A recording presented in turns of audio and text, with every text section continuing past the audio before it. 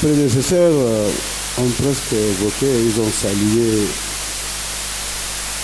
les brillantes interventions de notre panel. C'est vrai, moi je suis né en 1943, j'étais à l'école en 1958, 1953. J'ai fait le collège d'Abéché, j'ai suivi à peu près un peu les événements à la fois politiques, historiques et du Tchad. Je ne retiens pas peut-être grand-chose, j'aimerais bien passer sur l'histoire que M. Yacoub a tout à l'heure développé ce projet déjà, c'est vrai. Le Tchad n'est pas un pays tel qu'on le qualifie d'un pays de dictateur de cela, mais depuis le Tchad, après l'ère coloniale, je crois que les différents responsables politiques ont assis un système pluraliste où la plupart des Tchadiens ont contribué. Tout à l'heure, Alassane Yacoub a cité un certain nombre de partis, dont le colonel là, les Saïd Badouane, et beaucoup d'autres. Dans les trois régimes à partir de avant 1948, avant 1958, 58 c'est déjà à partir de la loi, le référendum, mais la loi cadre déjà de la façon de faire en 1956, voilà, 56-57, a permis déjà d'envoyer un certain nombre de candidats en France pour être formés et venir assurer la relève graduelle de tout colonial qui a assis au Tchad ici. Nous avons, je peux citer parmi les tout premiers qui ont occupé des postes municipaux, c'est LOL, Pila, c'est Guy Dominique, M. Albert, déjà en 1957-58, ils étaient les tout premiers chefs d'arrondissement. Et les autres ont suivi. Juste lui va également sur le colonial, beaucoup de ministres, Yamana, comme Kerala, comme tant d'autres, c'est vrai. Pour ce Tourgoudi, qui est en face, qui est à côté de nous, a tout à fait suivi l'histoire du Tchad, il a bâti, ça fait suivi par lui, plus que nous autres. Tourgoudi était mon grand frère, quand j'étais déjà au collège d'Abéché, il a enseigné. 57-58, il a enseigné déjà. Je vais vous raconter une petite anecdote. J'étais plus jeune, en 1960, quand j'étais en vacances, et c'était quand André Malraux est venu à Siketombalbaï pour déclarer le Tchad indépendant le 11 août. J'avais un ami, un frère qui est mort, il s'appelait Albidou. Ils étaient venus très tôt dans la place de l'indépendance. À l'époque, il y a des grands arbres à copier. On est monté depuis 16 heures à attendre minuit. Minuit, parce que vous la citez, quand on arrive très tôt, on nous chassait, on était des jeunes, nous chassait. L'époque, il y avait le commissaire Kinaïn qui était là, Diracoula, tout le monde était là, on a attendu jusqu'à minuit. Donc on est monté de 16 heures jusqu'à minuit. J'étais fatigué. Et quand le tout premier coup de canon était tombé, a sonné, j'étais fatigué, elle était tombée, et le Soumaïn, le commissariat, est venu me ramasser pour m'attacher à une Land Rover. Et le chef Tombalba, il finit son discours.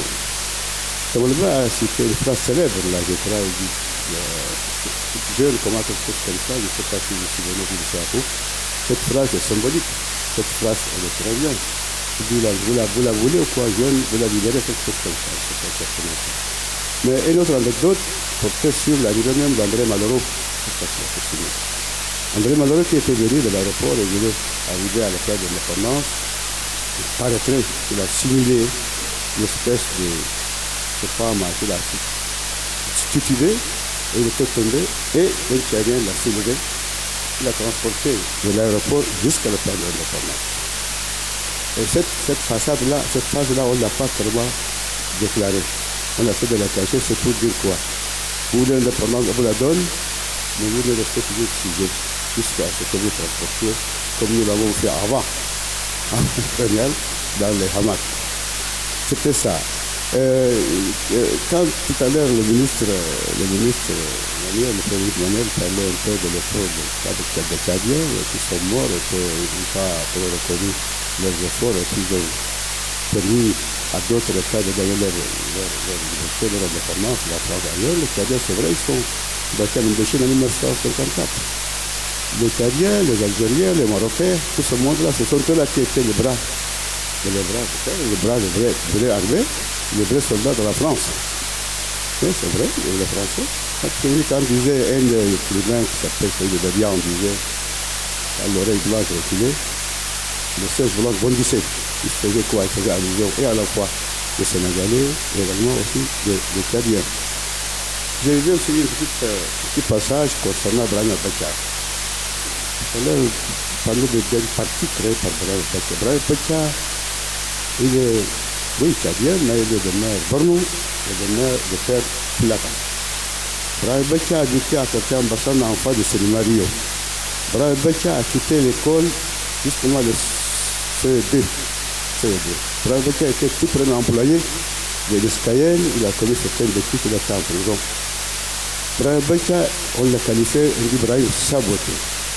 Ceux qui ont aidé Brahim Abacha à aller dans la rébellion, c'est Ngaba, Ahmed Christian, Abdul Alexandre et Ngaba, Ahmed Christian, Abdul Alexandre.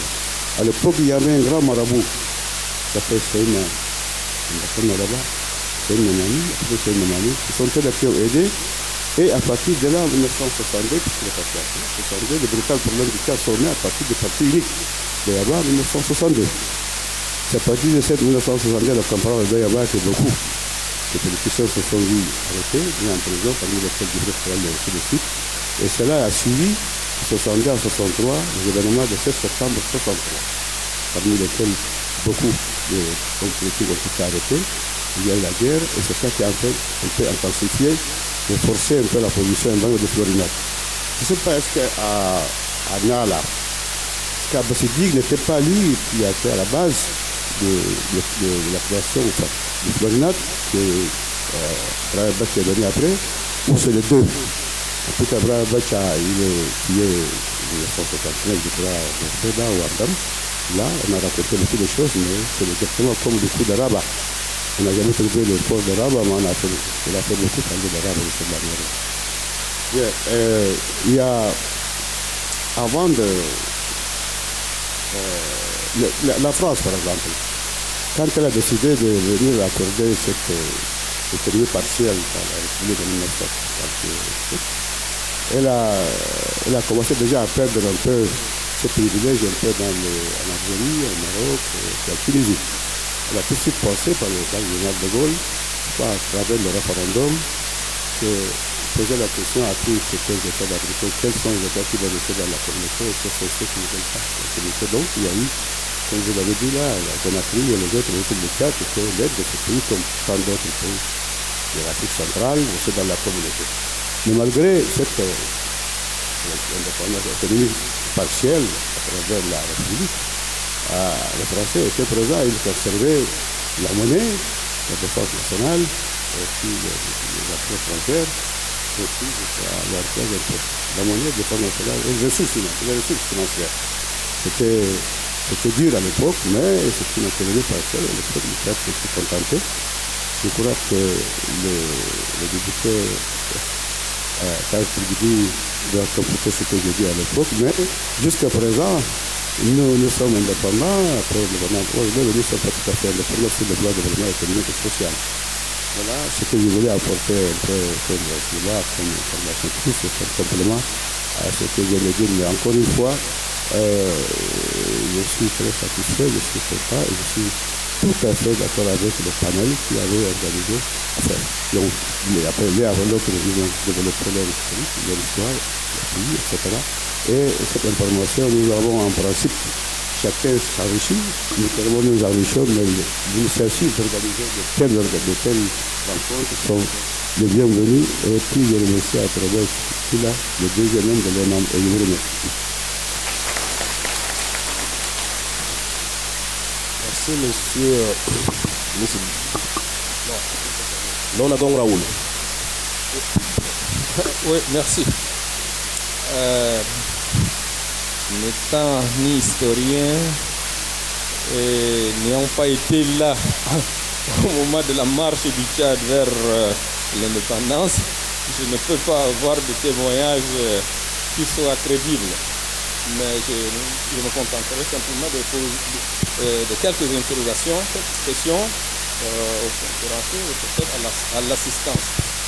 en parlant de la marche du Tchad vers l'indépendance, l'historien González Yacoub a fait une incursion dans l'histoire d'avant la colonisation par une présentation du Tchad. Il a dit que bon, au Tchad, il y avait peut-être des mini-États déjà. On a parlé du Ndouadaï, du Kanem Bornou, du Baguirmi. Et il ne semble pas avoir entendu autre chose que ça. C'est comme si c'est ces royaumes-là qui constitueront plutôt ce qui va devenir le Tchad, alors que beaucoup de ceux qui deviendront tchadiens n'étaient ni les sujets du royaume du Wadaï, ni celui du Kanem Bornou, moins encore celui du Baguirmi, même si des excursions expéditives esclavagistes ont permis de prélever dans d'autres communautés. Et ça, je crois qu'il y avait d'autres communautés qui étaient là, qui ont fini par se retrouver dans ce qui s'appelle aujourd'hui le Tchad. J'aurais aimé quand même qu'on fasse état de ça. Et en plus, en dehors de ces royaumes qui étaient pratiquement des États, il y avait quand même des petites principautés qui n'avaient peut-être pas les allures de ces royaumes-là, mais qui étaient déjà des mini-États. Quand je pense par exemple chez les Mounans, il y avait quand même des gouvernements, il y avait une armée qui avait le monopole de la force. Il y avait par exemple l'amida de Peul à Binder. Je n'ai pas d'informations précises. Parfois, il y a une personne qui parle du ban chez les Sahara. Est-ce que c'était véritablement avec une organisation administrative et une armée? Je ne sais pas. Mais on en parle parfois dans la littérature. Les gens aussi parlent de Wang Doré, mais il n'est pas connaissance qu'il y ait eu une organisation centralisée de pouvoir c'était les communautés.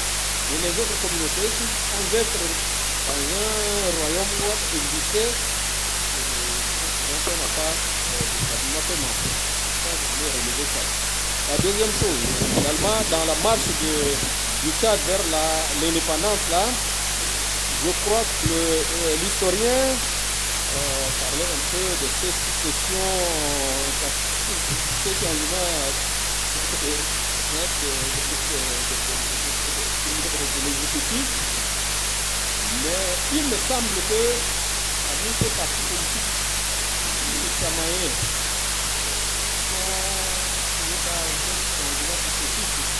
de l'exécutif là, en allant vers l'indépendance, il y avait quand même, semble-t-il, des partis qui ont officiellement milité contre l'avènement de cette indépendance-là, qui ont préconisé même que, au lieu de parler d'un État tchadien indépendant, ils voulaient d'un territoire d'outre-mer. Ils avaient certainement leurs raisons qui auraient pu faire l'objet de recherches parce que cette marche-là, elle n'a pas été linéaire comme ça.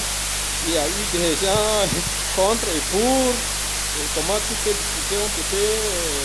Donc, je dirais que l'historien, bon, dans l'espace de quelques minutes, on ne peut pas apporter toutes les questions dans toutes ces dimensions, mais c'est quand même un élément important. Manifestement, il y a un parti organisé qui a eu des députés, qui a même eu, dont le leader a pu même exercer un poste de Premier ministre, qui a milité contre l'avènement de l'indépendance. Ça mérite quand même d'être mentionné. Donc, pour revenir maintenant à la deuxième présentation du docteur Ousmane Ouzoué, parlant de la République. Il a parlé des différentes républiques, mais surtout la question juridique traditionnelle, j'aimerais qu'il me dise un peu à quel moment on parle de république. Est-ce que c'est le changement de constitution qui constitue une nouvelle république, ou bien c'est un changement de régime, la nature d'un régime qui constitue une république? À quel changement peut être assimilé à l'avènement d'une nouvelle république. Et puis, la toute dernière étude s'adresse à la présentation du capitaine, en parlant du respect de l'autorité de l'État. Il est véritablement dans son rôle, et tout citoyen aspire naturellement à ce qu'il y ait un respect de l'autorité de l'État. Dans un État où l'État n'est pas respecté, c'est l'insécurité pour tous. Mais lorsqu'il s'hasarde à dire, par exemple, que tout respect de l'autorité établie est la volonté de Dieu, j'ai bien peur qu'on bascule dans une sorte de théocratie, et qui débouche assez souvent sur le totalitarisme. Dès lors que quelqu'un croit qu'il est au pouvoir, où il a une portion de pouvoir, c'est déjà une volonté de Dieu. Mais même nos propres femmes finiront par croire que nous allons finir par croire que nous, maris, là, parce qu'on a du pouvoir sur la femme, là, on détient ça du bon Dieu. Et vous voyez les dérapages qui peuvent en découler. Et la dernière chose maintenant, c'est par rapport à ça, c'est pour l'ENA. Moi, je crois que administrer un peuple, c'est le connaître. Aujourd'hui, au Tchad, la seule connaissance que nous avons de nos populations, c'est à travers les commandants de l'époque coloniale, qui, militaires ou administrateurs fraîchement sortis de l'école coloniale, ont, pendant leur séjour, fait une sorte de monographie sur les gens qu'ils ont trouvés, sur les ressources économiques, sur les tensions entre les communautés, leur provenance, ce qui nous permet aujourd'hui d'avoir de quoi nous asseoir pour prétendre gérer. Donc, ça veut dire qu'une meilleure connaissance de nos populations est importante. Et il va falloir que dans le contenu de formation qu'on donne à l'ENA maintenant, là, il faut qu'on puisse au moins inclure un peu d'anthropologie, beaucoup de sociologie, pour que nos administrateurs sur le terrain soient capables d'appréhender les phénomènes sociaux auxquels ils seront confrontés. Et avec obligation pour eux également, car eux, ils seront investis d'une mission de chercheur. Le terme de chaque mission doit produire un rapport qui puisse permettre à la postérité d'avoir de quoi s'asseoir pour élaborer des réformes et toute autre considération. Et puis, je voudrais également dire que les énarques, c'est le sature quand même de l'État. Un État ne peut pas se concevoir sans une administration. Mais il me semble que du temps de la création de l'ENA en 60 jusqu'à un certain point, l'encadrement des énarques là ne s'arrêtait pas seulement à la formation. Même quelqu'un comme Bernard Lance s'occupait même de l'insertion professionnelle de ses étudiants. C'est quelqu'un de l'ENA que l'encadrement de l'ENA doit devenir une sorte de lobby pour accompagner ces élèves-là dans leur vie professionnelle. Sont ça ce qu'ils sont. Et s'il y a de mauvais comportements, ils doivent garder un lien avec l'école pour que l'école puisse dire un des élèves-là qui se trouve là-bas, voilà comment il se comporte, être capable de l'interpeller également. Donc, moi, je crois que c'est également la bien que ça regarde à la place, c'est aussi l'encadrement de l'école qui doit continuer à rester à la formation, mais suivre le cursus professionnel de ce produit. Merci. Nous allons passer la parole à Mamazine Yaya, donc directeur général du ministère de l'administration du territoire, plusieurs fois gouverneur et ancien élève de l'ENA. Éminente personnalité ici, mais en même temps remercier le directeur général qui a bien voulu donc avoir l'amabilité donc de l'invité.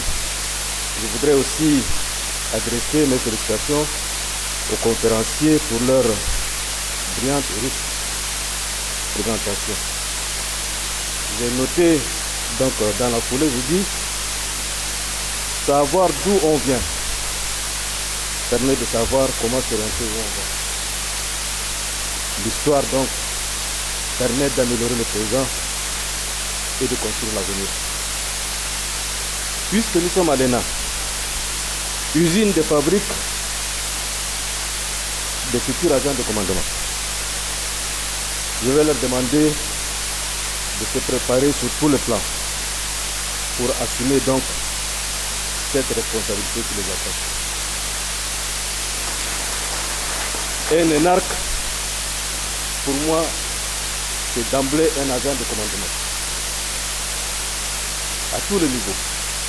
Que ce soit dans l'échelon central ou au niveau territorial, c'est un responsable, c'est un cadre de construction, c'est quelqu'un qui prend des décisions, c'est quelqu'un qui oriente, c'est quelqu'un qui suit l'exécution, c'est quelqu'un qui produit des résultats.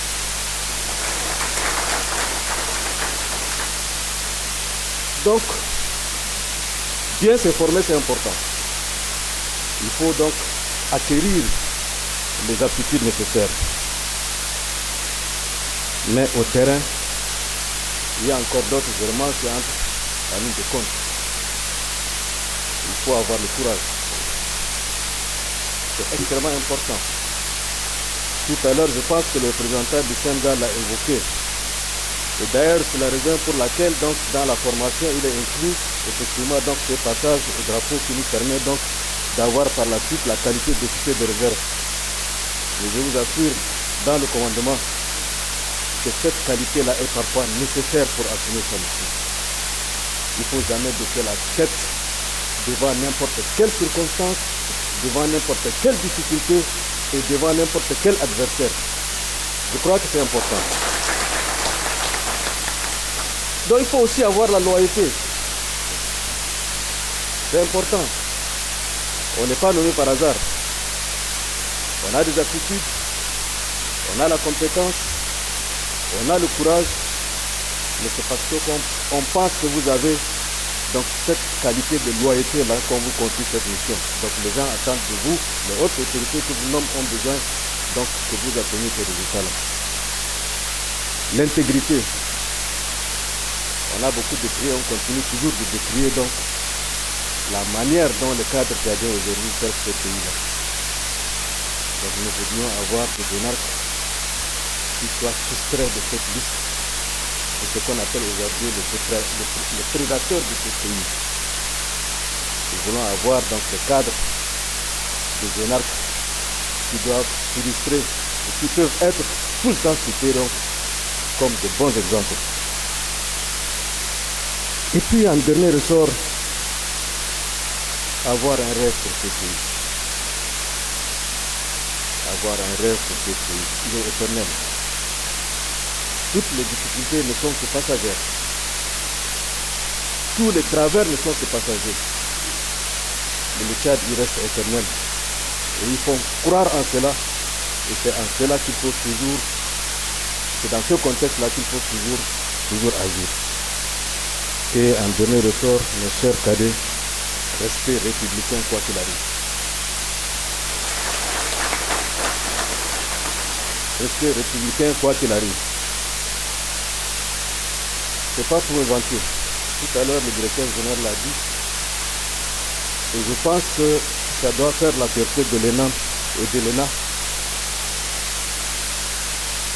J'ai été pendant 15 ans d'affilée, sans interruption, gouverneur. 15 ans d'affilée. Et c'est grâce à cette institution-là.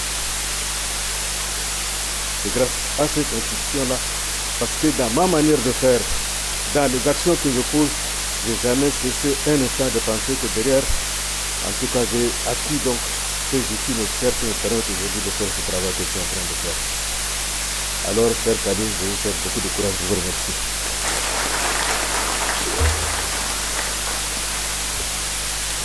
Merci, M. Wazeniaya. Nous donnons la parole à notre corps enseignant, qui est un corps assez remarquable également, donc le ministre Amadjida. Je vous remercie encore une fois. Pour ne pas perdre du temps, je pense qu'on en a assez pris. Je vais être bref. Je remercie donc les conférenciers. Je suis resté sur ma fin sur beaucoup de questions. Et je souhaiterais partager avec mes élèves, je crois qu'ils en ont besoin. Docteur Omozal Yakou, vous avez parlé tout à l'heure dans votre intervention, vous avez parlé de la bataille de Kessri qui est un point de départ. Je voudrais savoir, la bataille était entre qui et qui. Et souvent, l'autre partie n'est pas citée dans notre histoire.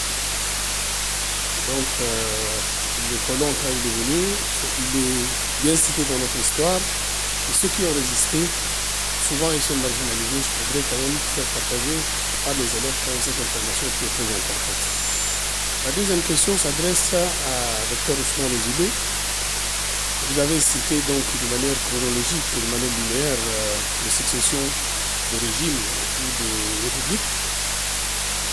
Donc nous sommes passés donc, du régime parlementaire à un régime présidentiel fort. Et ensuite, il y a un guide. Et vous êtes revenu sur la 4e République avec la suppression de la primature. Or, la primature a été instituée après le décès du faux président Ngaba Tombalbaye, le CCM, c'est avec des négociations, les accords de Khartoum 1978 qui ont réinstauré la primature. Et la philosophie était permettre à une partie des Tchadiens d'être représentés dans la gestion publique. Alors, estimez-vous que, à partir donc de la 4e République, que les raisons qui ont poussé à l'instauration de la primature en 1978 ont disparu, ou bien cette conception donc de régime présidentiel fort est la conception qui permet à un pays dans un contexte mondial de compétition qu'on appelle de la vitesse d'information à la conduite ou à la gestion du pays de manière efficace et efficiente compte tenu du fait que l'administration est devenue lourde. Ce sont les deux questions que je voudrais adresser. Je ne vais pas m'attarder, je laisse la parole aux autres. Je vous remercie. Merci. Ancien, vous souhaitez aussi répéter. Allez-y, encore enseignant. Adma Sambafit, docteur Adma Sambafit. Merci beaucoup, monsieur le directeur général. Je voudrais juste dire un mot sur ce grand témoignage que les listes nous donnent. Remonter un peu sur l'histoire. L'histoire du Tchad est bien retracée, donc c'est bref. Le temps ne nous permet pas de nous attarder sur quelques points essentiels que le docteur a relevé tout à l'heure.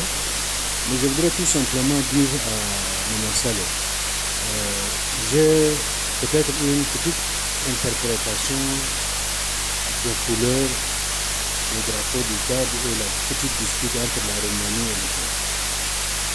La version que j'ai, quand le Tchad a apporté les différends aux Nations Unies, la réponse de la Roumanie était que nous sommes enregistrés aux Nations Unies avant vous, donc c'est un acte de préséance. Les couleurs que nous avons présentées donc, aux Nations Unies demeurent pour nous.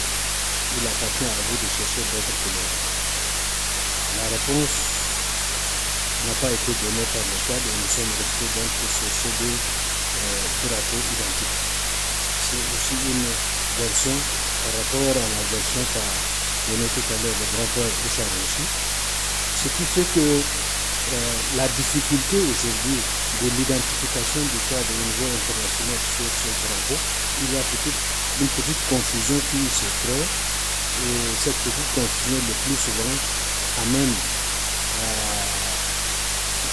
les organisateurs de grandes conférences par exemple à placer les deux drapeaux un peu terre à terre ou de l'autre côté. En tout cas, ça gêne un peu.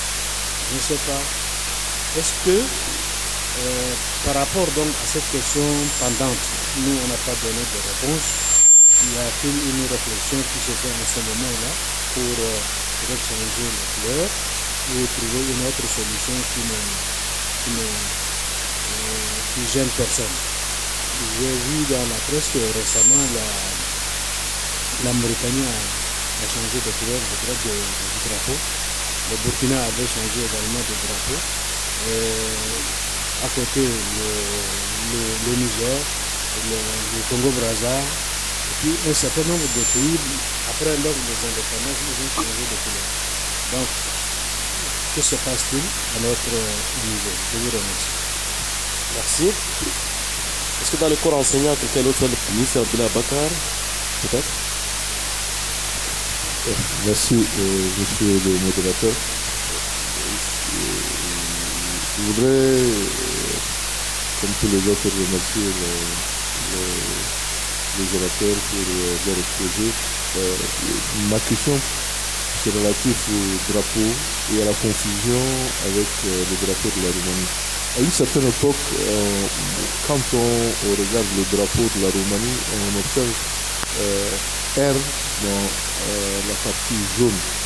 Mais ces derniers temps, c'est comme si cette mention a disparu. C'était ça qui faisait un peu la différence entre le drapeau du Tchad et celui de la Roumanie. Il y a R dans la partie jaune. Mais récemment, cette remarque-là a disparu. Si dans le corps enseignant, allez-y, docteur. D'abord, le ministre Iswara.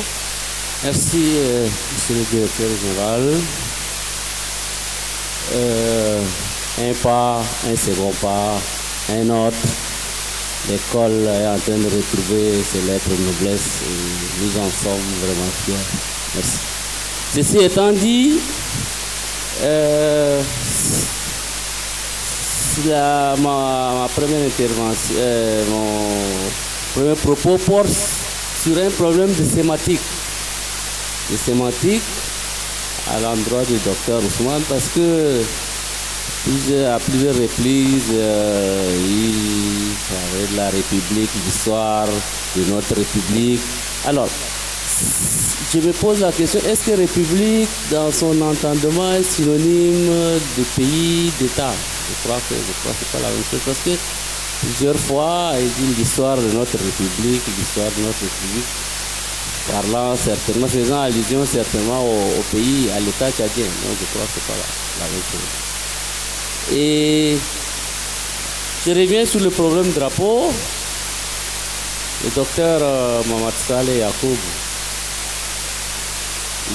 il a dit que les couleurs c'est bleu, or et non jaune. Mais tout de suite après, il a été rattrapé par le naturel en disant jaune.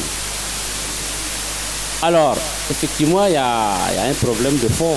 Parce que pour le commun des Tchadiens, pour le citoyen lambda, d'ailleurs, c'est ce qu'on nous a fait à l'école, bleu, jaune, rouge. Vous sortez dans la rue aujourd'hui, quelles sont les couleurs du drapeau de Tchad? On va dire bleu, jaune, rouge.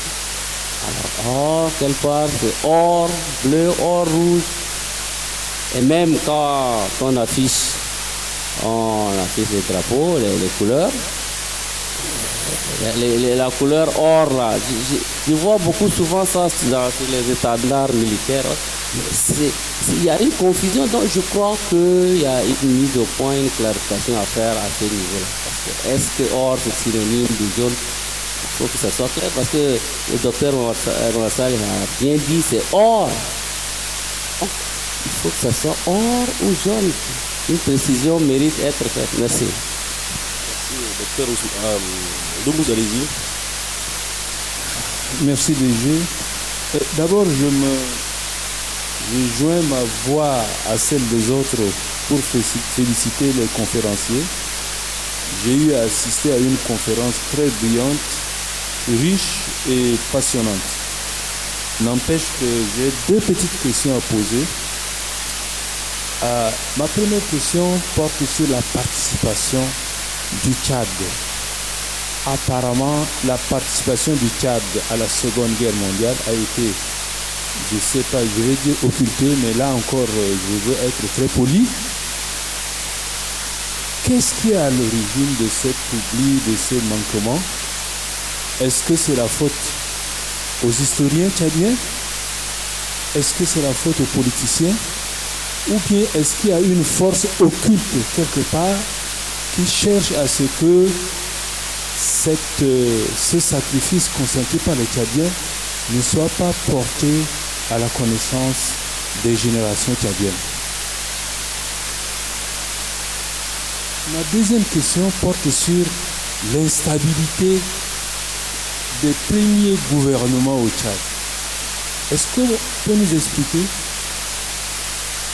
pourquoi cette instabilité? Pourquoi cette succession de gouvernements dans un laps de temps que je crois savoir qui est de 3 mois? Ma dernière intervention, c'est pour faire une petite rectification. En fait, le changement de nom, je m'excuse, peut-être que quelqu'un va me compléter, ne concernait pas les noms musulmans. Ça concernait plutôt des noms traditionnels. Parce que moi, j'étais là où j'ai vécu. Tous mes petits camarades, mes camarades ont changé de nom, sauf que moi, personne ne m'a demandé de changer de nom. C'était ça quoi, que j'ai pu observer. C'est les noms d'Opélé, Okupélé. C'est les gens qui ont ce nom-là à qui on oblige de changer de nom, mais pas les noms musulmans. En tout cas, à ma connaissance. Je vous remercie beaucoup. Merci. DG Wendy. Merci de m'avoir accordé la parole. Je remercie beaucoup Monsieur le directeur général de l'ENAM d'avoir eu la présence d'esprit d'organiser cette conférence de débat qui nous permet, nous autres qui ne fûmes pas à l'époque de l'indépendance, de faire un feedback sur ce qui s'est passé. Et là, nous en sommes très fiers. Ceci étant, moi j'ai une question qui me perturbe l'esprit depuis fort longtemps. Et je pense que l'occasion est tout indiquée aujourd'hui pour que je puisse me libérer de cette question. Les différents intervenants qui sont là présents et également les anciens qui ont vécu cette période d'indépendance, les juristes, les éminents juristes qui sont là également présents pourront peut-être nous apporter des éléments de réponse pour faire dissiper un peu mon inquiétude. Ceci étant, le Tchad a accédé à l'indépendance le 11 août 1960. Pour moi, ce qui perturbe un peu mon esprit, c'est que la déclaration d'accession du Tchad à l'indépendance devrait entraîner subsidiairement l'indépendance des biens meubles et immeubles de l'État tchadien. Et quand je prends la situation des biens immeubles,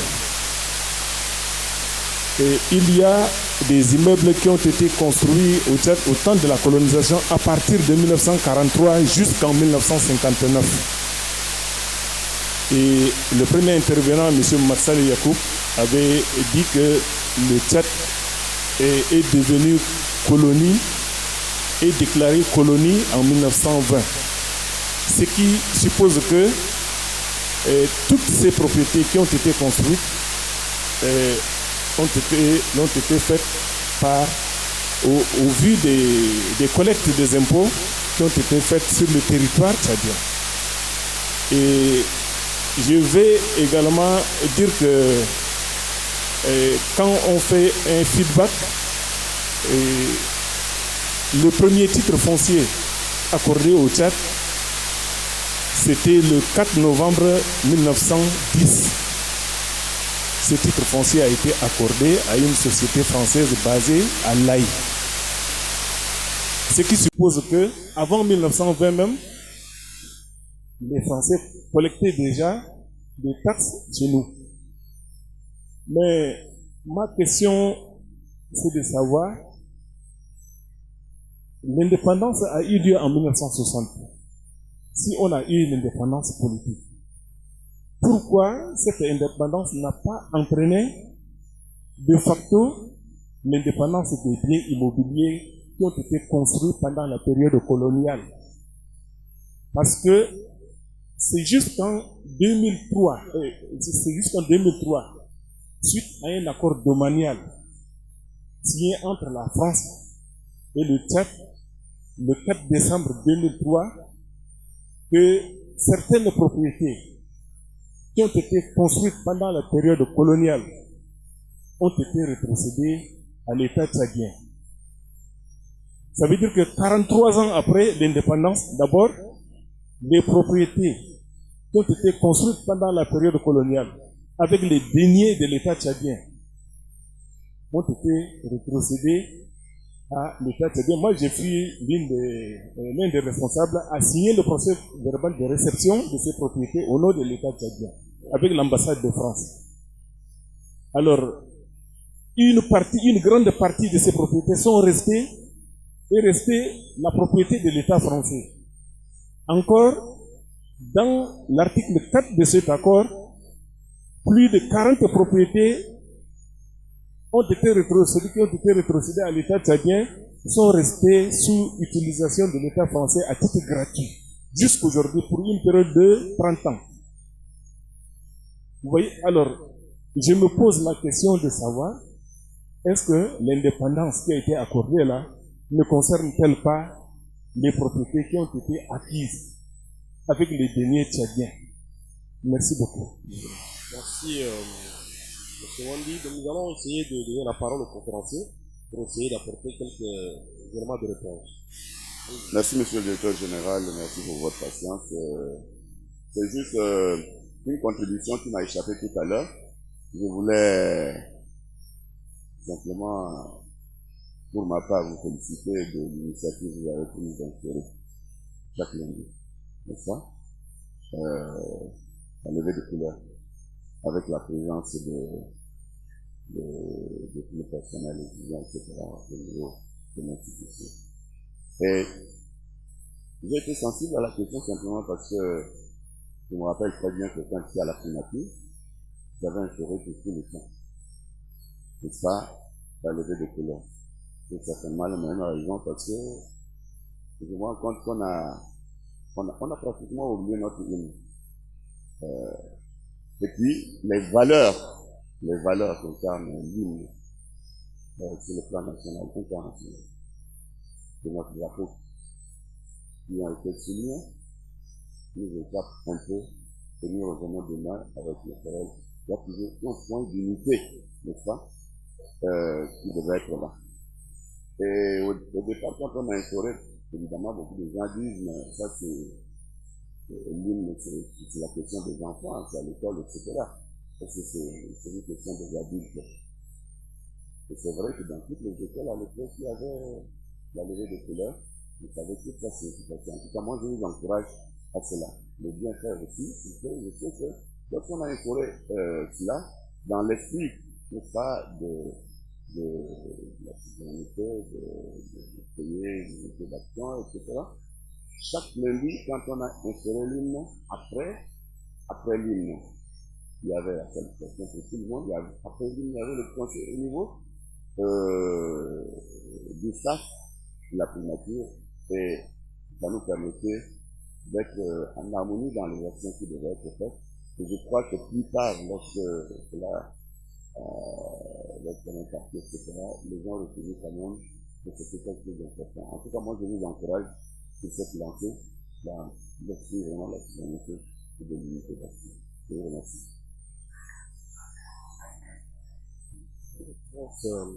Pour votre contribution, nous allons redonner la parole rapidement à notre conférencier pour apporter les éléments de réponse. Beaucoup, c'était des contributions, quelques questions quand même, sur quand Aniala, le premier a été payé. C'était Ibrahim Abacha ou Abassidi?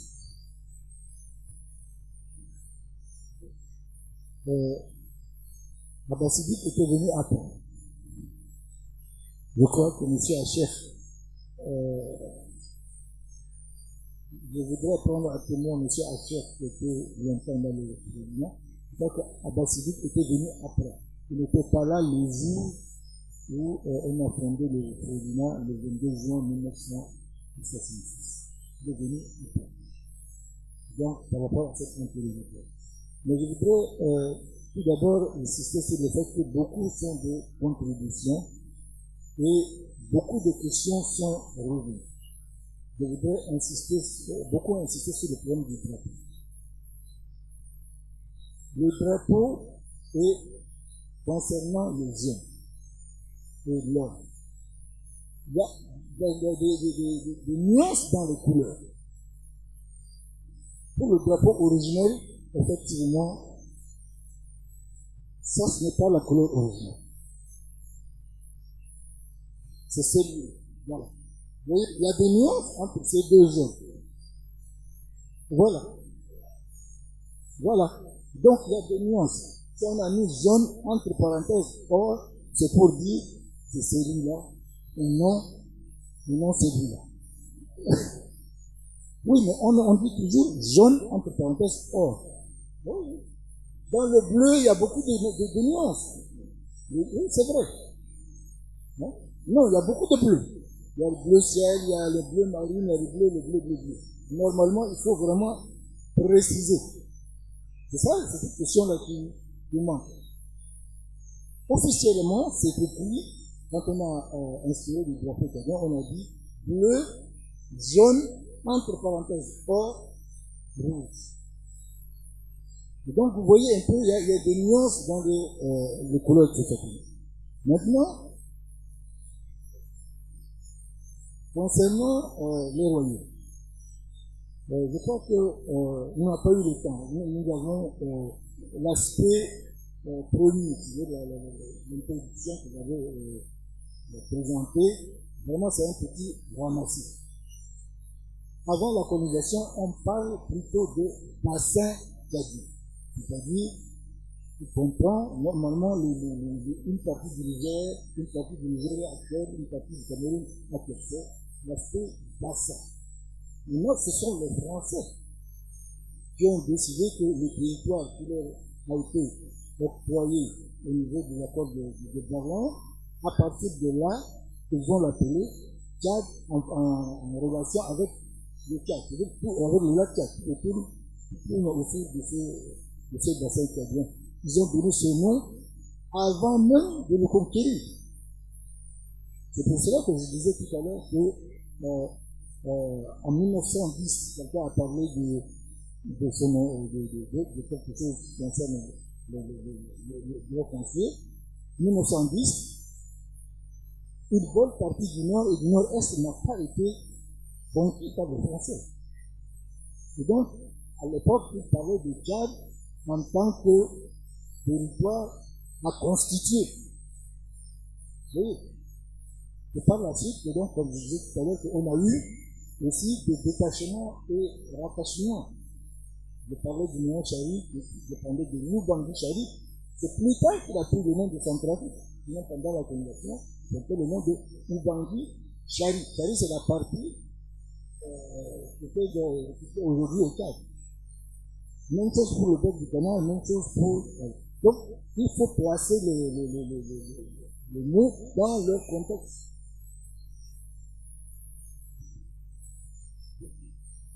Concernant toujours le drapeau, je n'ai pas fini. Et donc, concernant le drapeau et du Tchad et de la Roumanie, je crois que c'est la version, pour moi personnellement, je crois à la version qui est donnée par M. Bafik. Effectivement, le problème a été posé au niveau des Nations Unies. Au moment de l'accession du Tchad à l'indépendance, la Roumanie qui a posé le problème, nous avons le Tchad a justifié cela par la suite, et après on n'a plus rien dit. Quelle est la situation actuelle? Je ne sais pas.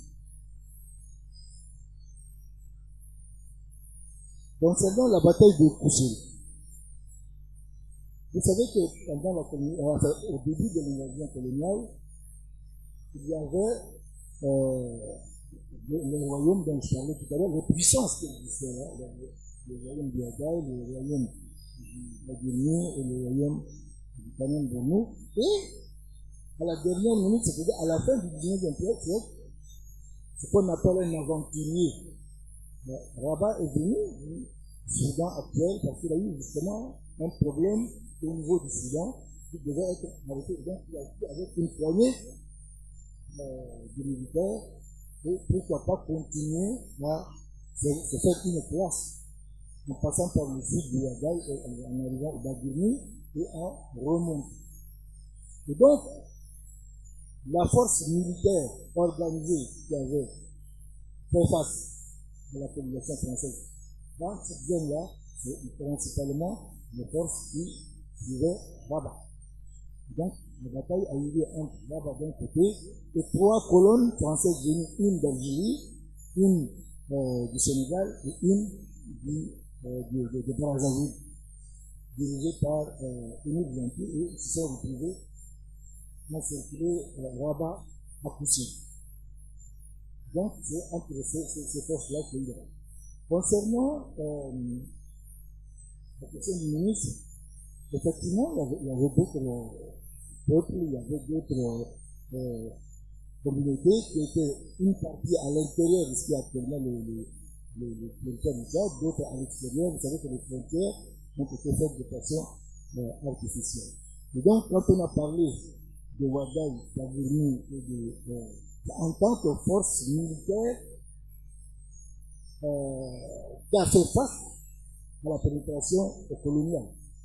Il n'a jamais été dit qu'il n'y a personne dans ces territoires-là. Non. Il y a des populations qui étaient plus ou moins organisées militairement pour faire face à la pénétration coloniale. Il y a des zones qui ont été conquises sans combat, d'autres avec combat, etc., etc. Donc, vous voyez, c'est économique. Concernant la bataille donc, de Poussin. On n'a pas oublié.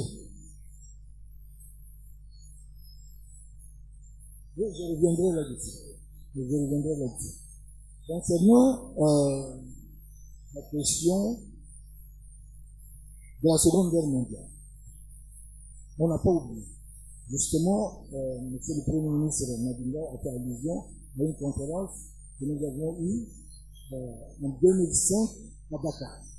Justement, à l'occasion du problème de la révalorisation des pensions des anciens combattants africains par rapport aux pensions qu'on donnait aux combattants français. Donc, il fallait à l'époque, c'était le président Diouf qui était voir. Donc, la délégation acadienne, dont je faisais partie, et d'autres enseignants-chercheurs, c'était pour d'abord harmoniser les choses entre nous Africains. Le terme de tirailleurs sénégalais ne s'y est pas du tout. C'est vrai que les premières conquêtes ont été faites d'abord par les Français au niveau de l'Afrique de l'Ouest, et on a utilisé les Sénégalais pour conquérir les autres, et au fur et à mesure, l'armée s'est alimentée d'autres. C'est-à-dire qu'à l'arrivée jusqu'au Tchad, il y avait finalement très peu de Sénégalais. C'est vraiment des peuples disparates de toutes les régions qui ont été en fait traversées. On a ensuite utilisé les gens de l'Afrique du Nord, les gens originaires de l'Afrique du Nord, pour administrer par exemple les zones musulmanes du Tchad, etc.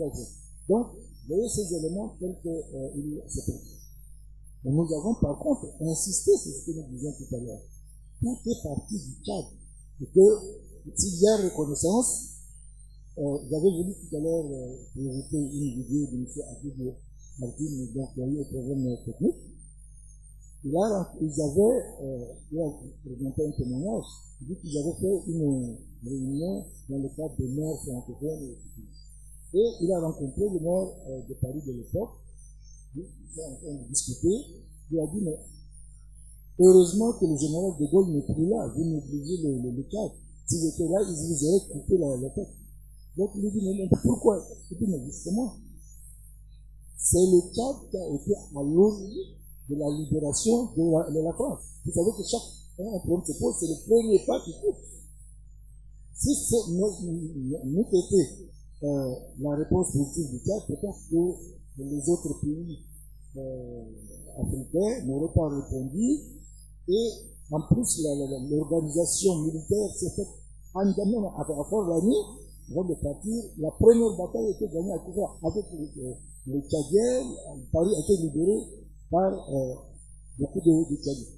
Je voudrais rectifier par rapport à, je sais pas, un intervenant qui a dit que, est-ce qu'on a reconnu ça?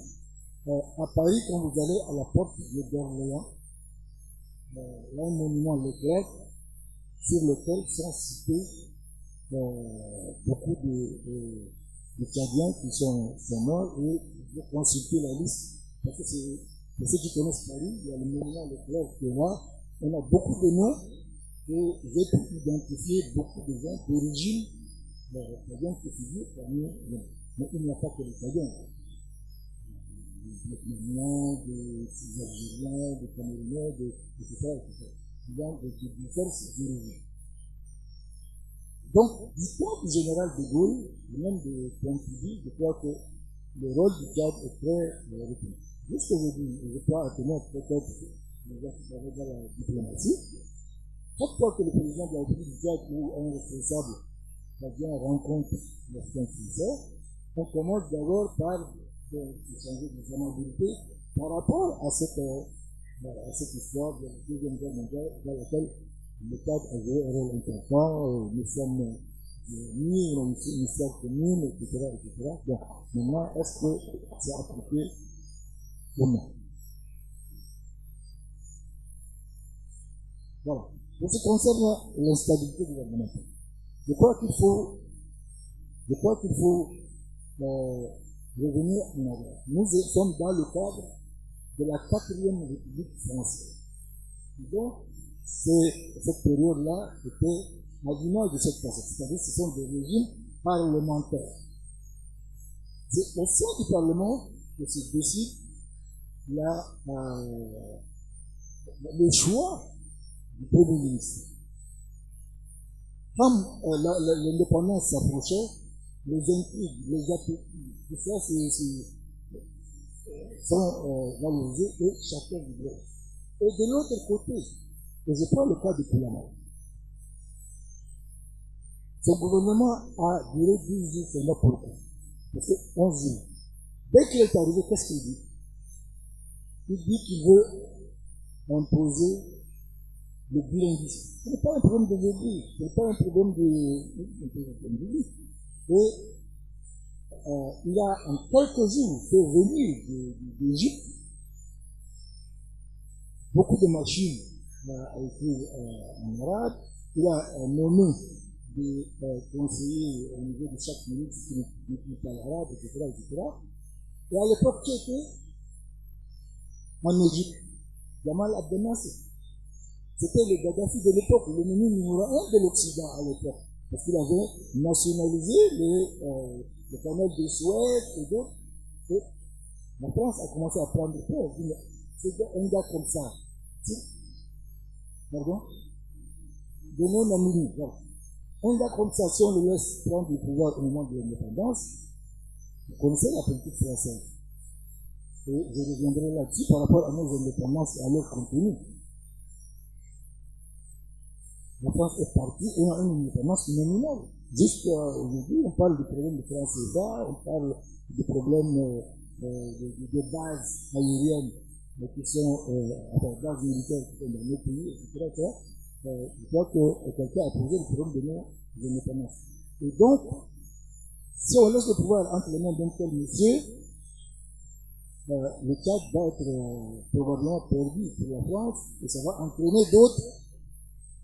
Je me rappelle même, il y a quelques mois, à propos du problème de France CFA, un ancien président de la République française, je crois que c'est Sarkozy, il dit, mais si on laisse le franc CFA, laisse tomber le franc CFA, il y aura un manque à gagner pour le trésor français. C'est-à-dire que la France passera du 7e rang mondial aujourd'hui au 21e rang, immédiatement, sans parler de l'Afrique.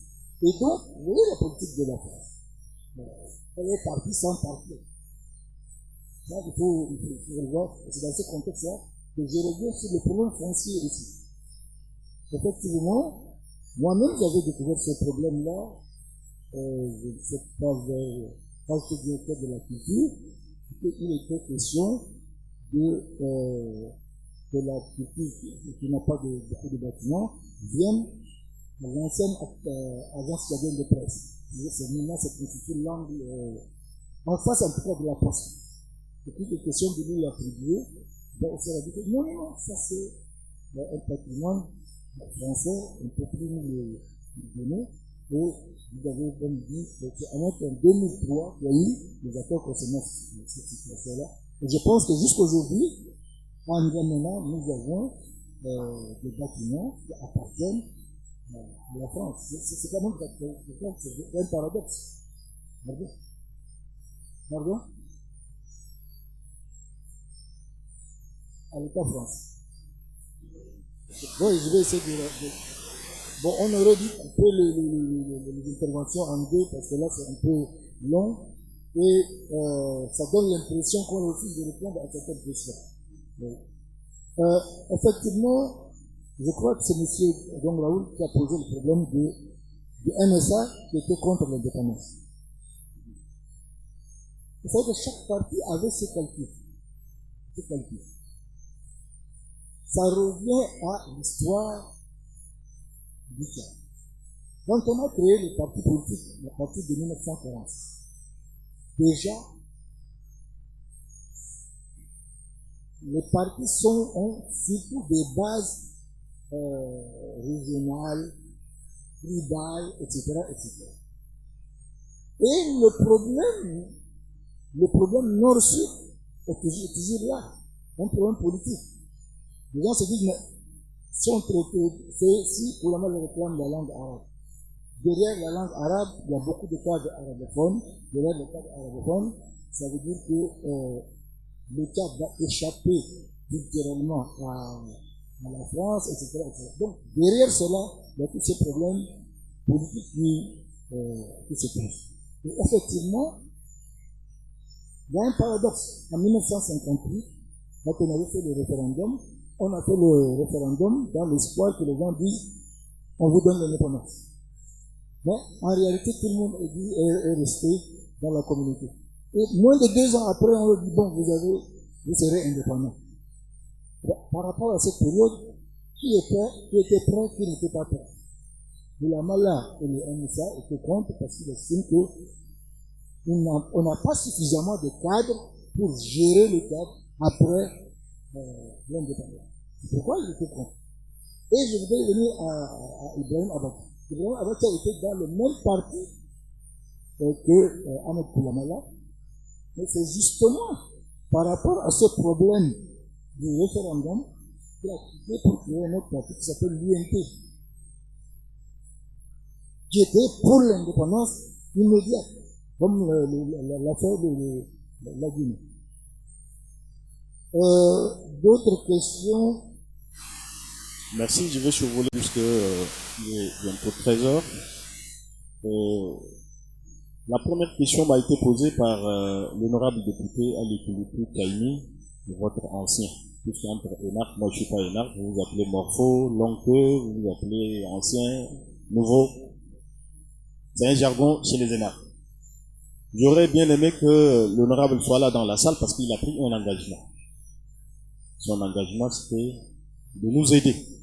Pas seulement les énarques, mais à revoir, ne serait-ce qu'à proposer des lois pour tout ce qui va partir au Parlement, il prend la garantie d'aider en quelque sorte la République du Tchad, puisqu'on parle de son anniversaire de proclamation. J'aurais bien aimé qu'il soit là, s'il peut nous aider à revoir un peu le serment confessionnel, puisqu'il a pris un engagement. Ça, c'est un. De deux, sur la question toujours du député Ali Kouloukou Kaini, il prenait en considération le terme renversement du gouvernement, qui était purement militaire. Non. Il y a un problème. Je n'ai pas de problème avec les militaires. Mais les militaires pensent toujours que les civils n'ont pas de mots, c'est eux qui ont des mots. Évidemment, le dictionnaire, il est écrit d'abord par les civils, avant d'être utilisé par les militaires. Évidemment, à cette époque, l'insurrection gouvernementale, à cette époque, comme l'a retracé tout à l'heure Dr Mohamed Saleh Yacoub, en 3 mois, on a eu au moins 4 premiers ministres. Et le malin d'entre eux, c'était François Ngarta Tombalbaye, qui a su éviter, ne serait-ce que l'instabilité ou le renversement, je répète, le renversement du gouvernement, pour les 10 jours ou les 2 semaines, les 1 mois. Sur cette question, je crois que j'aurais bien voulu que l'honorable soit là pour essayer d'échanger avec nous. Sur la deuxième question qui portait sur la question de M. Launa Gonraoul, qui m'était adressée aussi, concernant sur la République, à quel moment on parle d'une nouvelle République? C'est évidemment à partir du moment où le régime change. La définition du régime, c'est d'abord le système politique. Vous voyez, en 62, on est passé du 4 décembre 58 à 62 sous un régime purement parlementaire. Mais en 62, Tombalbaye a compris qu'il va avoir beaucoup d'adversaires et, prétextant l'unité du Tchad, a voulu, ne serait-ce que sauver la scène politique en décrétant le parti unique. Et ce parti unique-là, qui était le PPT-RDA, a imposé systématiquement un autre type de régime, un présidentialisme. Il n'y avait pas de Premier ministre. Le mot Premier ministre, c'était le juron de la scène politique tchadienne. Donc, le changement de régime qui était adopté en 62 a entraîné, ipso facto, également une nouvelle république.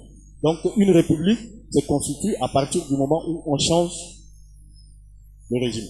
En 2017,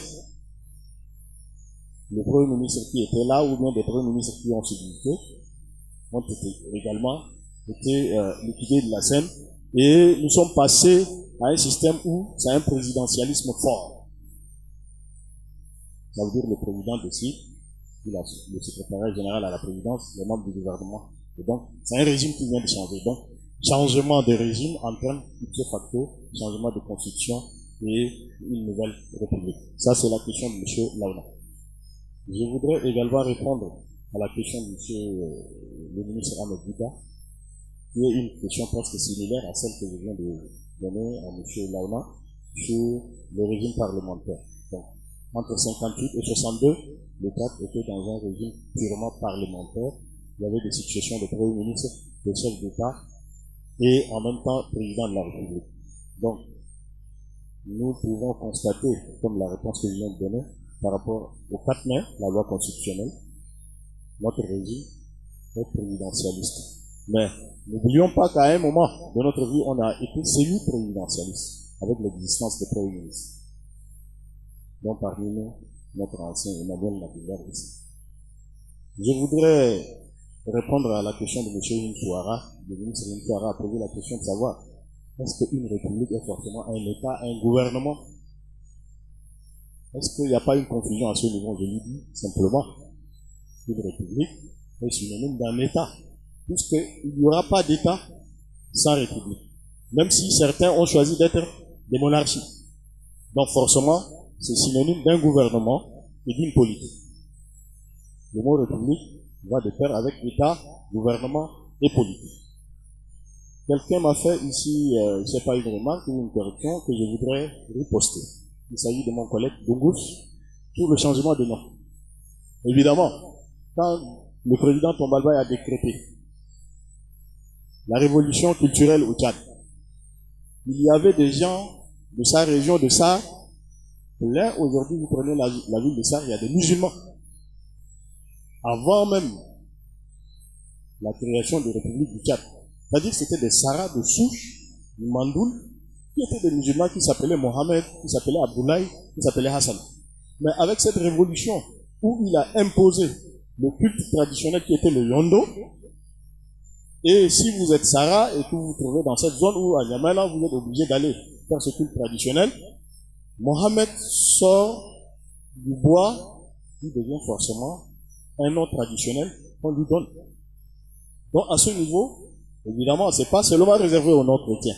Il répondait indirectement à Paris parce qu'il voulait changer les noms François, Pierre et Michel, mais également des Sarah de souche qui partaient au Yondo et qui revenaient, qui changeaient de nom. Qui prenaient le nom traditionnel qu'on leur donnait. Donc à ce niveau, évidemment, ça existait. Donc voilà un peu la réponse que je voudrais apporter. Je vais conclure avec la question de mon aîné Wandi. Monsieur Wandi avait parlé des biens qui sont restés jusqu'à preuve du contraire malgré l'indépendance politique, des biens appartenant à la France. Cette question, c'est pas seulement au Tchad qu'on trouve. Hein. C'est tous les pays colonisés par la France. Il y a un président qui a décidé et qui a obtenu un pourcentage élevé. C'était le président sénégalais Abdoulaye Wade. Il a utilisé un mot que l'ancien président de l'Égypte utilisait, la nationalisation. Nasser avait nationalisé le canal de Suez, ça a failli déclencher une grande guerre. Alors Wade a utilisé cette ruse, tous les biens qui appartenaient à l'État français, trouvant sur le territoire sénégalais, à un moment, étaient nationalisés. Donc, chez nous au Tchad également, si nous voulons, vous dites l'aéroport international Hassan Diamoul de N'Djamena, une partie c'est pour les Français. Nationalisons notre aéroport. Il appartient au Tchad et aux Tchadiens. Donc ça c'est un problème qui est lié à la politique. Ça ressemble un peu à un grand serpent de mer. Aujourd'hui on discute sur la scène internationale par rapport au franc CFA. On a reçu ici le gouverneur qui nous a donné. J'étais parmi ceux-là qui lui avaient posé la question de savoir pourquoi jusqu'à preuve du contraire on nous imprime nos billets de banque depuis un village français. Mais bon, on vous trouvera toujours un argument, une raison qui peut nous calmer. Mais la réalité, vous jeunes administrateurs, moi jeune comme vous, votre enseignant, nationalisons nos biens. La France n'a plus droit en 2019 d'exister sur notre territoire. C'est une question de courage politique. Merci. Bien, merci. Nous allons, malheureusement, le temps est passé. C'est une journée civique. Elle sera tout à l'heure solennelle. Et le but, c'est que vous appreniez. Aujourd'hui, vous êtes là pour apprendre. Apprendre de l'histoire, l'histoire de la République, les différentes républiques qui sont succédées. Écoutez ici les différents témoignages qui ont été très riches. Nous étions là pour donner la parole aux anciens. Donc, pour les élèves, ils ont écouté, ils ont suivi, certainement qu'ils ont des questions. Vous repartirez avec un minimum de frustration. Mais vous avez tout à l'heure à 14h, il est déjà 13h. Nous ne pouvons pas rester plus longtemps en mobilisant les éminentes personnalités qui sont parmi nous. Je voudrais, sauf si certains souhaitent apporter des compléments par rapport aux réponses qui ont été données, pas de complément, un petit complément quand même. D'accord. Ah, monsieur le ministre Ahmed Kouba.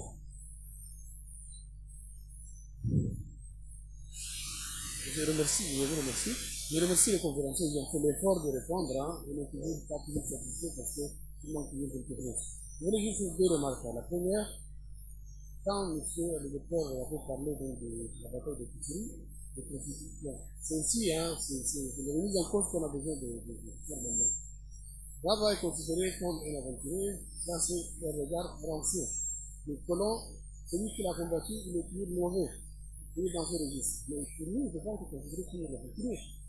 Les Français qui sont venus depuis 5000 km, qui sont venus coloniser, qui ont massacré des Italiens, ne sont pas des aventuriers, alors que celui qui a fait résistance est considéré comme un aventurier. Donc ça, il faut corriger ça. La deuxième chose, je voudrais quand même, pour la réponse que le docteur Kian a dit, moi en fait, je voulais attirer l'attention que la primature a été restaurée après tout le régime par un accord international. Je disais pas de pays comme le Soudan, c'est à partout. Ça veut dire que ça a été une revendication de la rébellion, parce qu'on estimait que le pouvoir n'était pas équilibré entre les deux parties du Tchad. La question c'était, est-ce que, avec la nouvelle république, la quatrième, est-ce qu'on estime que les raisons qui ont poussé à cette installation de la primature ont disparu, ou bien y a-t-il d'autres explications? C'était la réponse. D'accord, très bien. Merci. Oui. Tout simplement, juste le ministre Bouddha, à propos de Rabat. Rabat n'est pas un aventurier. D'abord, dans un premier temps, il s'est affronté avec les Anglais aussi. Il a été vaincu. Donc, il s'est vers la sortie, donc il utilisait un peu la possible du pays. Il a continué toujours sur ce rythme. Il est arrivé au Tchad en Centrafrique, toujours en face de frontières. C'est là que les Français ont encore organisé la résistance pour affronter Rabat au nord en Syrie. Donc, ce n'est pas du tout un aventurier, c'est quelqu'un qui s'est opposé à la colonisation française et anglaise. Là où on voulait apporter une petite correction, ensuite on va essayer de retirer.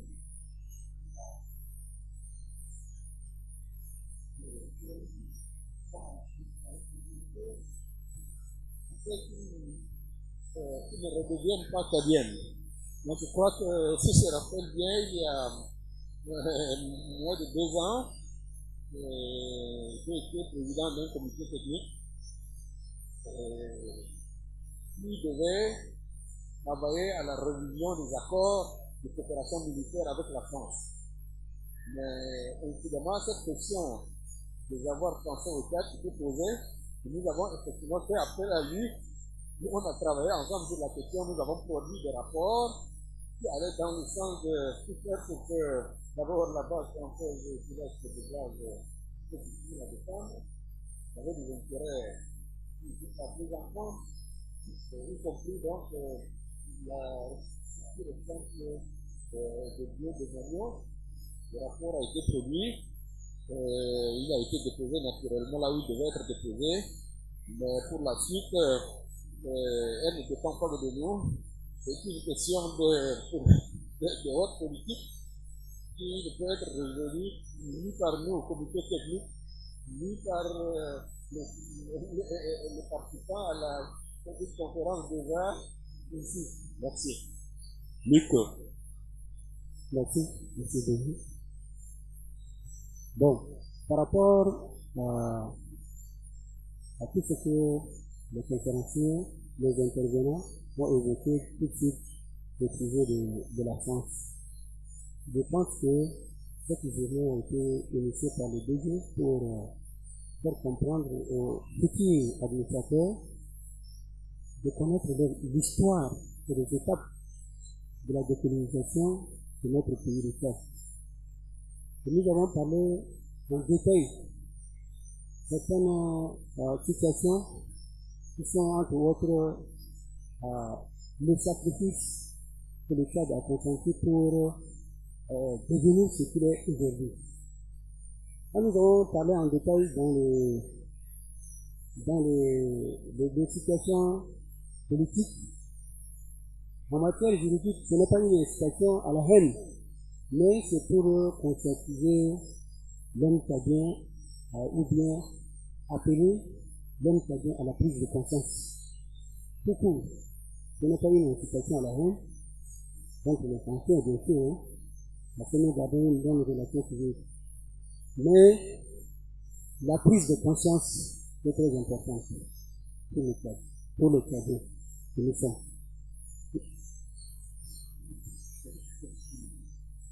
Juste pour apporter un complément d'information concernant la question posée par le ministre Bouddha et son voisin Ademba.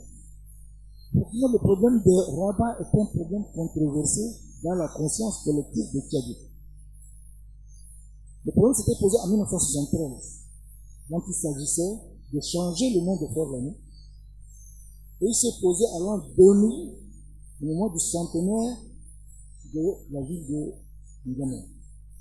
D'abord, pour 1973, le président Tobalbaï donc, avait, dans le cadre de la politique d'authenticité, il a voulu changer, il a changé son propre prénom, passé de François en Garta, il a changé Fort-Archambault en Massa et Fort-Lamy. J'avais recueilli un témoignage que j'ai publié en l'an 2000. En 1973, c'était Mohamed Germa qui était maire de la ville de Fort-Lamy, devenu en 5 ans N'Djamena. Je lui ai posé la question. Il a dit, effectivement, dans le cadre de l'authenticité, c'est le conseil municipal de Fort-Lamy qui était chargé de trouver un nom pour remplacer Fort-Lamy. Fort-Lamy, M. Lamy était le chef de l'expédition française au moment de la colonisation. Le conseil municipal a dit, mais puisqu'il s'agit de l'authenticité, les Français, ils ont donné à cette ville le nom de leur héros qui est mort en 1900. Nous, notre héros, nous Africains, en face, c'était Rabat. Et c'est le nom de Rabat-Ville qui a été proposé pour changer Fort-Lamy par Rabat-Ville. Ah ben, c'est le président Tobalbek qui a refusé. Il a dit, mais vous n'avez pas me donné le nom de la capitale, le nom de quelqu'un qui a, évidemment, il a laissé un très mauvais souvenir lors de son passage dans le sud du pays. Et ça a été rejeté. Et il a proposé un remplacement de mot N'Djamena, c'est-à-dire, après toutes ces difficultés, nous nous sommes retrouvés. Vous voyez un peu je sais si nous nous sommes retrouvés depuis là. On se fait donc, ça pose le problème de la vision de l'histoire des Africains par eux-mêmes. Et quelqu'un a posé la question tout à l'heure. Effectivement, les choses ont beaucoup évolué depuis les historiens. L'histoire de l'Afrique était souvent rendue par les administrateurs coloniaux, et c'est ça que vous avez enseigné dans les écoles au début des années 60. Mais depuis lors, les années 70, 80 et jusqu'à aujourd'hui, cette façon d'enseigner l'histoire a été remise en cause et que nous devons voir l'Afrique avec des yeux africains. Sinon, c'était l'histoire des Français en Afrique que nous étudions et non pas l'histoire des Africains eux-mêmes. Donc, une remise en cause par rapport à ce que M. Guy a dit. Donc, comment nous voyons nous-mêmes? Il est temps que nous voyons les choses de notre côté. Jusque-là, on a la version de Français. Quelle est notre version de ça? Et donc, ces genres d'occasions, comme le changement de nom, etc., c'est prévu. Moi, j'avais proposé à ce que, dans tous les pays du monde, on a les héros, les rues n'ont pas de nom. On choisit peut-être des gens qui ont vécu avec nous, mais on a plein de héros qui a 100 ans, 200 ans, etc. Pourquoi les places, les rues, ça, on ne les donne pas? Parce que pour refléter notre propre identité dans notre vie de tous les jours, dans ces rues ou dans ces noms de ces vies. Et donc, un travail doit être fait pour les étudiants de l'école normale, de l'école nationale d'administration.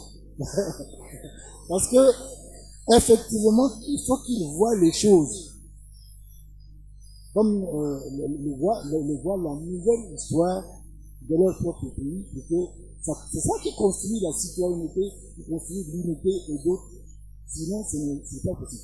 On fait l'histoire pour tirer les leçons du passé, pour l'utiliser pour l'unité de l'humanité. Merci les éminents conférenciers de Dr. Wansal et Afro historien pour la présentation que vous avez eu à faire tout à l'heure sur le processus de la décolonisation jusqu'à la préparation de la République. Monsieur Ousmane Ouzide, le docteur Ousmane Ouzide, nous a présenté de façon constitutionnelle la décision de la République sur le plan République.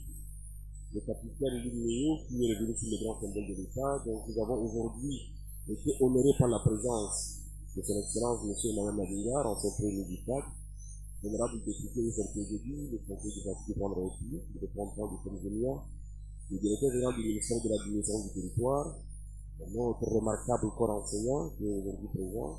Vous avez pu apporter une contribution utile, pertinente à la qualité des échanges et le débat que nous avons eu aujourd'hui. Pour les élèves, avec la frustration avec laquelle vous repartez, vous avez sans doute appris, c'est le but, c'est de rechercher.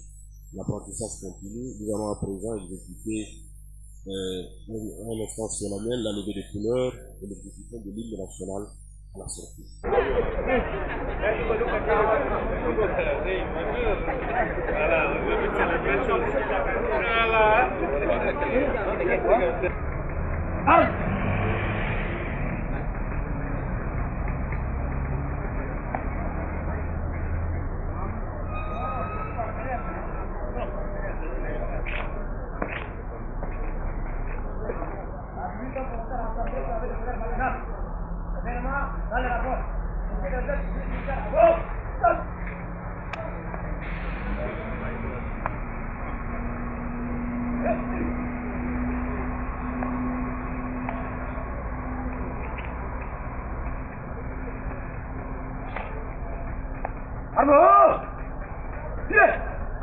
Attention, madame.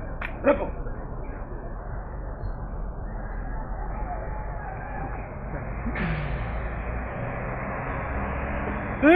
Bon. C'était. Arrête.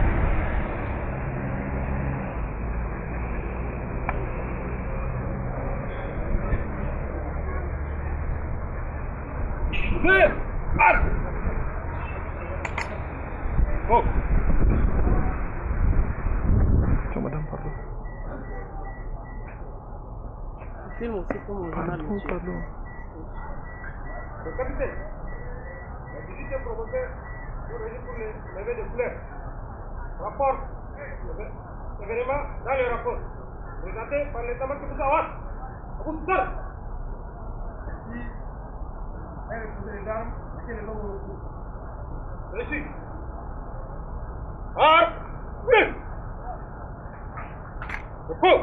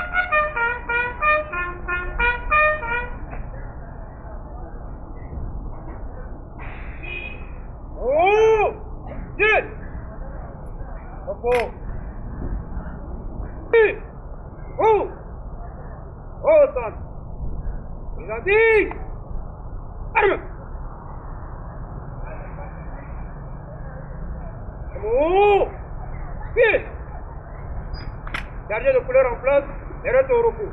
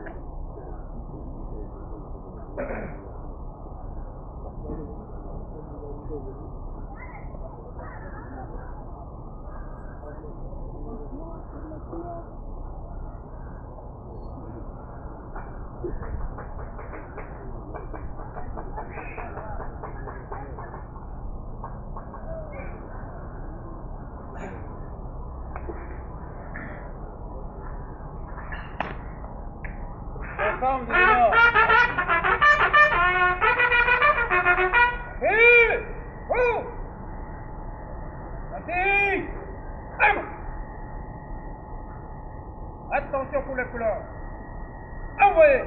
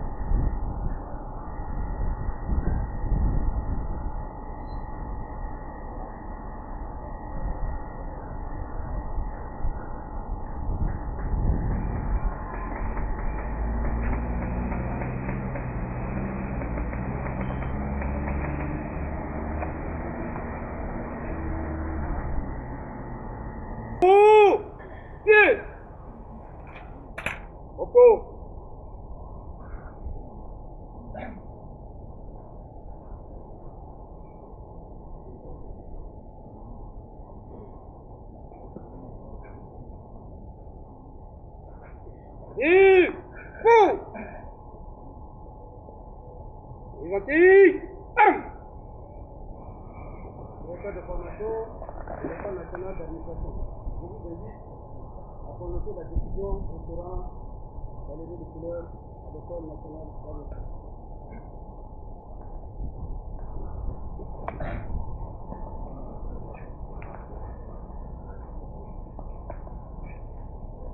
Opi! Arme! Repos!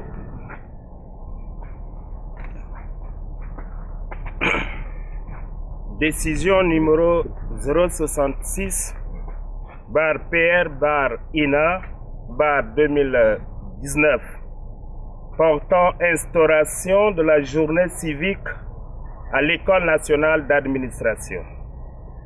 Le directeur général de l'École nationale d'administration, vu la Constitution, vu la loi numéro 037 PR 2014 du 24 décembre 2014 portant réforme de l'École nationale d'administration et de la magistrature, vu le décret numéro 1674 PR SGG 2018 du 10 octobre 2018 portant organisation et fonctionnement de l'École nationale d'administration.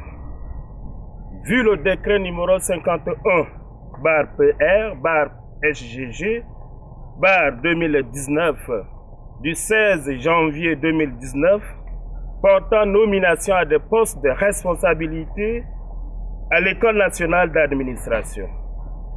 Vu le règlement intérieur des élèves et auditeurs de l'ENA adopté le 1er juillet 2019, considérant la nécessité d'instaurer une journée civique à l'ENA, décide, article 1er, il a instauré une journée civique à l'École nationale d'administration. Article 2. La journée civique a pour objet d'organiser la cérémonie de levée des couleurs une fois dans le mois. Cette cérémonie se tient chaque lundi de la première semaine du mois. Article 3. La cérémonie de levée des couleurs a pour objet de renforcer le civisme chez les élèves et le personnel de l'ENA, faire respecter les symboles de la nation, mobiliser et conscientiser les élèves et le personnel à un sens de responsabilité vis-à-vis de l'État et de la nation tchadienne, marquer les esprits autour du drapeau national et des symboles de la République du Tchad. Article 4. La présence de tous les élèves, du personnel administratif et des agents de sécurité détachés est obligatoire à la levée des couleurs. Article 5. Le directeur général adjoint, le directeur de la formation initiale et des stages, le chef des agents de sécurité de l'ENA sont chargés chacun en ce qui le concerne de l'application de la présente décision qui prend effet pour compter de la date de sa signature, sera publiée et communiquée partout où besoin sera. Fait en Djamena le 26 novembre 2019.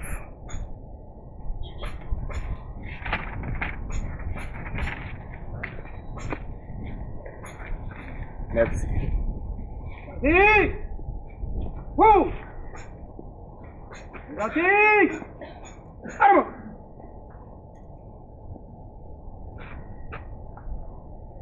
De l'École nationale d'administration tchadienne, il serait souhaitable que les autres départements ou institutions d'État prennent l'exemple de l'ENA pour le respect de notre Constitution.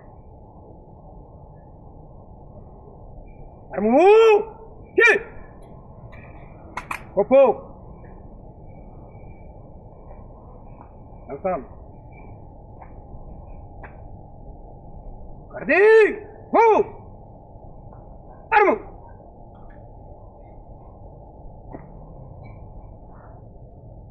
Excellence, Monsieur le Premier ministre, Monsieur le député, honorable, les invités de marque, les DG de l'ENAM, je vous invite à quitter le dispositif.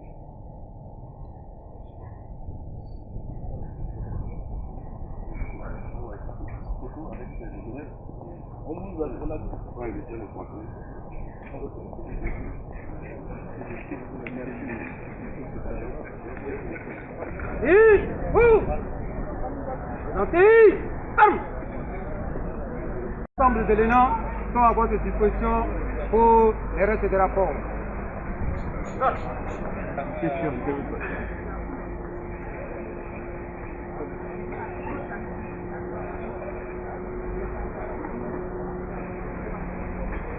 C'est bon, hein?